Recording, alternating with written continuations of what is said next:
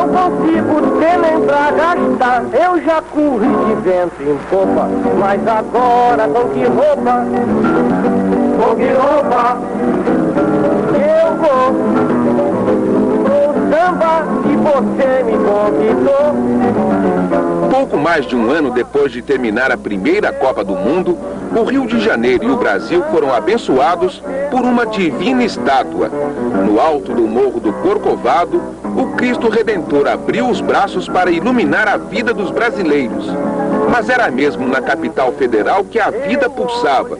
Somente o Rio de Janeiro tinha a capacidade de unir a fé religiosa à adoração por uma festa pagã. Pois foi justamente por aqueles tempos que a grande festa popular foi oficializada. O carnaval deixava de pertencer apenas ao povo e passava a ser bancado pelo governo.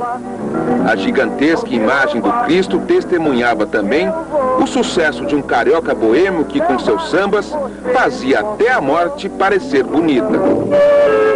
Quando eu morrer, não quero choro nem vela, quero uma fita amarela, gravada com nome. Mas o Brasil daquela época não era apenas aquele que vivia de frente para o mar.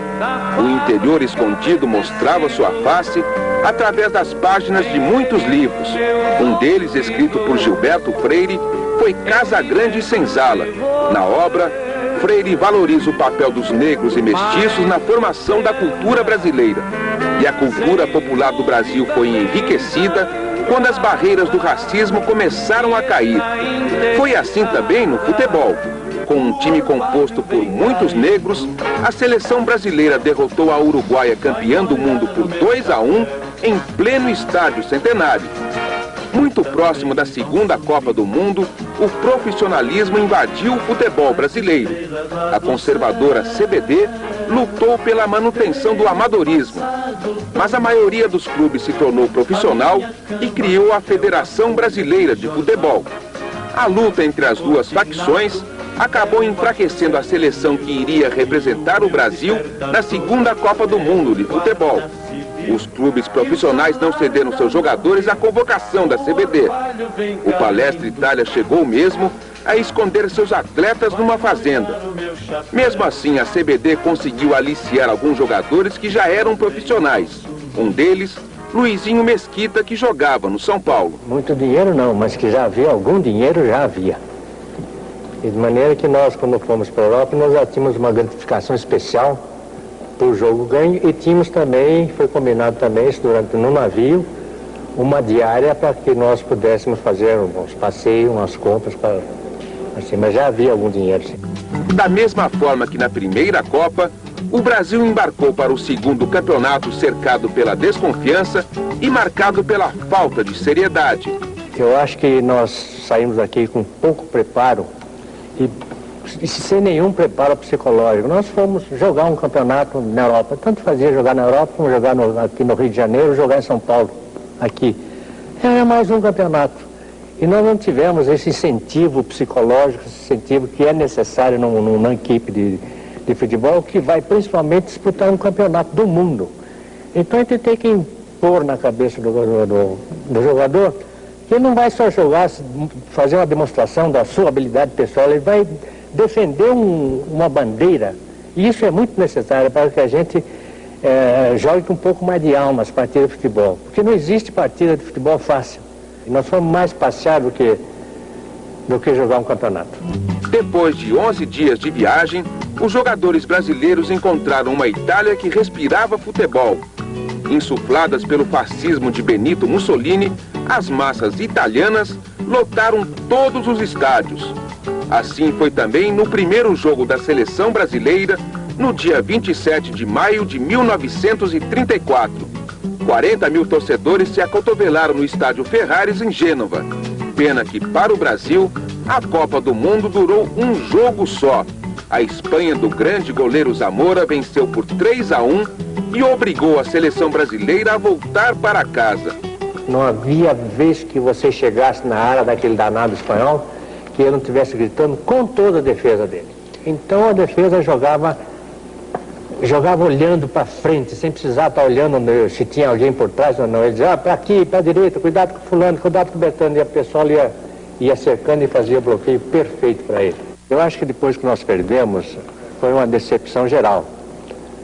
E o Luiz Vinhais, naturalmente, ele alegou alguma coisa convincente para a cúpula da nossa embaixada, da nossa excursão, e foi permitido, então, o desligamento da sua chefia como treinador, e ele, então, voltou para São Paulo. Eu não sei bem o motivo por que foi. Aí completamos o nosso turismo, né? Começamos a viajar para tudo quando foi para isso. E foi uma delícia, fomos parada até na Iugoslávia. Nós entramos no primeiro tempo. Primeiro nós cantamos uma macumbinha no vestiário, né? Para dar sorte. Uma reza lá e negócio e tal, só faltou o defumador que nós não tínhamos levado daqui. Mas a cantoria houve. Entramos no campo e começamos a jogar e começamos a dar risada, porque os iugoslavos eram gozados, sabe? Eu não sei, o calção deles era mais comprido que o nosso ainda, era uma coisa muito engraçada o negócio. E entramos em primeiro tempo, 4-0, do nosso lado. Voltamos para o vestiário e esses gringos aí não são de nada, né? Então entramos dando chaleirinho de cacaiá e não sei o que. Resultado, 8-4 para eles. A final da Copa de 34 foi disputada pela Itália e pela Tchecoslováquia. O jogo no estádio do Partido Nacional Fascista em Roma foi assistido por mais de 73 mil pessoas. A vitória sofrida aconteceu somente na prorrogação. Com um resultado de 2-1, a Itália se transformou na nova campeã mundial e conseguiu unir numa mesma alegria o dute do fascismo e o entusiasmado povo italiano.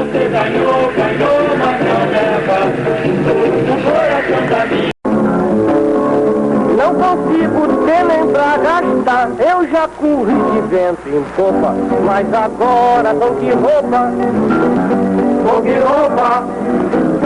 eu vou pro samba e você me convidou. Pouco mais de um ano depois de terminar a primeira Copa do Mundo, o Rio de Janeiro e o Brasil foram abençoados por uma divina estátua. No alto do Morro do Corcovado, o Cristo Redentor abriu os braços para iluminar a vida dos brasileiros. Mas era mesmo na capital federal que a vida pulsava. Somente o Rio de Janeiro tinha a capacidade de unir a fé religiosa à adoração por uma festa pagã. Pois foi justamente por aqueles tempos que a grande festa popular foi oficializada. O carnaval deixava de pertencer apenas ao povo e passava a ser bancado pelo governo. A gigantesca imagem do Cristo testemunhava também o sucesso de um carioca boêmio que, com seus sambas, fazia até a morte parecer bonita. Quando eu morrer, não quero choro nem vela, quero uma fita amarela, Mas o Brasil daquela época não era apenas aquele que vivia de frente para o mar. O interior escondido mostrava sua face através das páginas de muitos livros. Um deles, escrito por Gilberto Freire, foi Casa Grande e Senzala. Na obra, Freire valoriza o papel dos negros e mestiços na formação da cultura brasileira. E a cultura popular do Brasil foi enriquecida quando as barreiras do racismo começaram a cair. Foi assim também no futebol. Com um time composto por muitos negros, a seleção brasileira derrotou a uruguaia campeã do mundo por 2-1 em pleno estádio Centenário. Muito próximo da segunda Copa do Mundo, o profissionalismo invadiu o futebol brasileiro. A conservadora CBD lutou pela manutenção do amadorismo. Mas a maioria dos clubes se tornou profissional e criou a Federação Brasileira de Futebol. A luta entre as duas facções acabou enfraquecendo a seleção que iria representar o Brasil na segunda Copa do Mundo de futebol. Os clubes profissionais não cederam seus jogadores à convocação da CBD. O Palestra Itália chegou mesmo a esconder seus atletas numa fazenda. Mesmo assim, a CBD conseguiu aliciar alguns jogadores que já eram profissionais. Um deles, Luizinho Mesquita, que jogava no São Paulo. Muito dinheiro não, mas que já havia algum dinheiro, já havia. E de maneira que nós, quando fomos para a Europa, nós já tínhamos uma gratificação especial por jogo ganho, e tínhamos também, foi combinado também isso no navio, uma diária para que nós pudéssemos fazer uns passeios, umas compras, assim, mas já havia algum dinheiro. Sim. Da mesma forma que na primeira Copa, o Brasil embarcou para o segundo campeonato cercado pela desconfiança e marcado pela falta de seriedade. Eu acho que nós saímos aqui com pouco preparo e sem nenhum preparo psicológico. Nós fomos jogar um campeonato na Europa. Tanto fazia jogar na Europa como jogar aqui no Rio de Janeiro, jogar em São Paulo, aqui. Era mais um campeonato. E nós não tivemos esse incentivo psicológico, esse incentivo que é necessário numa equipe de futebol, que vai principalmente disputar um campeonato do mundo. Então a gente tem que impor na cabeça do jogador que ele não vai só jogar, fazer uma demonstração da sua habilidade pessoal, ele vai defender uma bandeira. E isso é muito necessário para que a gente jogue com um pouco mais de alma as partidas de futebol. Porque não existe partida de futebol fácil. E nós fomos mais passear do que jogar um campeonato. Depois de 11 dias de viagem, os jogadores brasileiros encontraram uma Itália que respirava futebol. Insufladas pelo fascismo de Benito Mussolini, as massas italianas lotaram todos os estádios. Assim foi também no primeiro jogo da seleção brasileira, no dia 27 de maio de 1934. 40 mil torcedores se acotovelaram no estádio Ferraris, em Gênova. Pena que, para o Brasil, a Copa do Mundo durou um jogo só. A Espanha do grande goleiro Zamora venceu por 3-1 e obrigou a seleção brasileira a voltar para casa. Não havia vez que você chegasse na área daquele danado espanhol que ele não estivesse gritando com toda a defesa dele. Então a defesa jogava olhando para frente, sem precisar estar olhando se tinha alguém por trás ou não. Ele dizia, para aqui, para a direita, cuidado com fulano, cuidado com o Bertano. E a pessoa ia cercando e fazia bloqueio perfeito para ele. Eu acho que depois que nós perdemos, foi uma decepção geral. E o Luiz Vinhais, naturalmente, ele alegou alguma coisa convincente para a cúpula da nossa embaixada, da nossa excursão, e foi permitido, então, o desligamento da sua chefia como treinador, e ele, então, voltou para São Paulo. Eu não sei bem o motivo por que foi. Aí completamos o nosso turismo, né? Começamos a viajar para tudo quando foi para isso. E foi uma delícia, fomos parar até na Iugoslávia. Nós entramos no primeiro tempo. Primeiro nós cantamos uma macumbinha no vestiário, né? Para dar sorte. Uma reza lá e negócio e tal, só faltou o defumador que nós não tínhamos levado daqui. Mas a cantoria houve. Entramos no campo e começamos a jogar e começamos a dar risada, porque os iugoslavos eram gozados, sabe? Eu não sei, o calção deles era mais comprido que o nosso ainda, era uma coisa muito engraçada o negócio. E entramos em primeiro tempo, 4-0, do nosso lado.